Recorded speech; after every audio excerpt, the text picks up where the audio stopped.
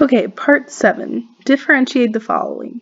Use any rule that applies. Chain rule, product rule, quotient rule, power rule, blah, blah, blah. Okay, so I have y equals 4 e to the 6x. So actually we've been doing this one a lot. This is not too bad. Y prime equals 4, because I can leave the constant as is. And then to take the derivative of e to a power is just e to that power times the derivative of that power. So that's 4e to the 6x times 6, or 24e to the 6x. That's an e, by the way. Okay, b. Y equals negative 7e to the 2x to the 4th minus x cubed plus 18x minus 25. This is just e to a very, very terrible power. So the exact same thing as before. Y prime equals negative 7, and then e to the same power, 2x to the 4th minus x cubed plus 18x minus 25, all of that times the derivative of the exponent. Okay. Y prime equals negative 7 e to the 2x to the 4th minus x cubed plus 18x minus 25, and then times 4, bring down the 4, I get 8x cubed minus 3x squared plus 18, and that's it. Boom. Ooh, okay, so for part C, since there's a bunch of addition and subtraction, I can break this up and do each piece at a time. So I think y prime, derivative of 1 is 0, so that goes away. And then it looks like just a power rule. 18 times 5, I think, is 90. Yeah, that sounds right. Okay, so minus 90, x to the 4th, and then plus 2x, so over 7, and then minus 12, e to the 2x times the derivative of the exponent, which is just 2. So a little bit of cleanup. Minus 90x to the 4th plus 2/7 x, and then minus 24 e to the 2x. Cool. Part D. Okay, this one's trickier because this is a product rule. I have a 5x multiplied by e to the 3x. So I've got like the first and the second is how I remember it. So I need the derivative of the first multiplied by the second plus the first multiplied by the derivative of the second.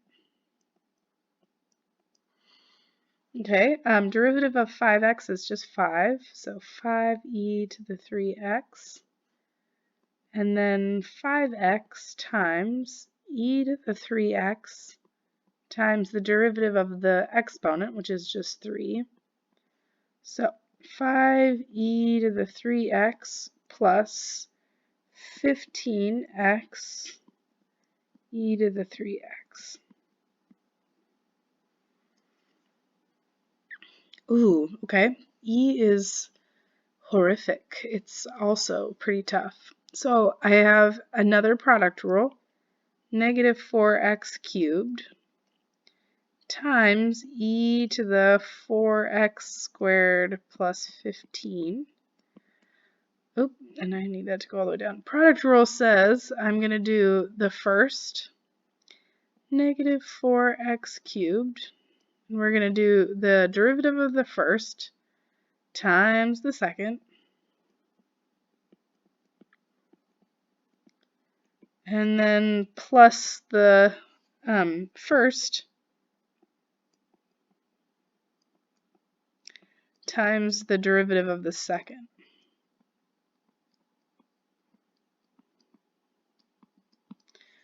Okay. On the left, this is pretty easy. It's just a, power rule. Minus 12x squared times e to the 4x squared plus 15. And then, actually, we might as well just do minus 4x cubed times e to the 4x squared minus 15 times the derivative of the exponent, which is 8x. I think that's it. Yeah, bring down the 2. 8x, and then we got a constant. Cool. So that could be my final answer.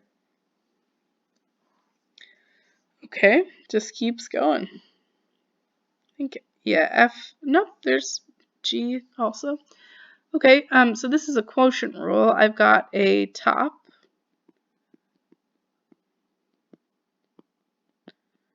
which I'll call the top, and then there's a bottom. There we go.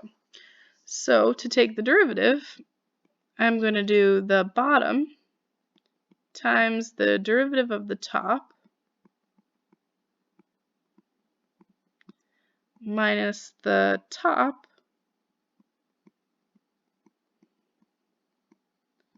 times the derivative of the bottom all over the bottom squared. Okay, it's still not done. E to the x times the derivative of x is just 1, and then the derivative of e to the 3x is e to the 3x times 3 minus x plus e to the 3x, and then the derivative of e to the x is just e to the x all over the bottom squared, which was e to the x squared. Perfect. Okay, there. Okay, finally, the last bit. So I've got the square root of e to the 5x minus 4. So I have an outside function that's the square root, and then I have an inside function that is e to the 5x minus 4. So let's see, I would rewrite this as e to the 5x minus 4 to the 1/2 power. Makes it a little bit easier to do the chain rule. So the chain rule says do the derivative of the outside, so derivative of the outside would be 1/2 whatever's on the inside, and then to the negative 1/2 power, and then plug the inside back in, and then multiply by the derivative of the inside.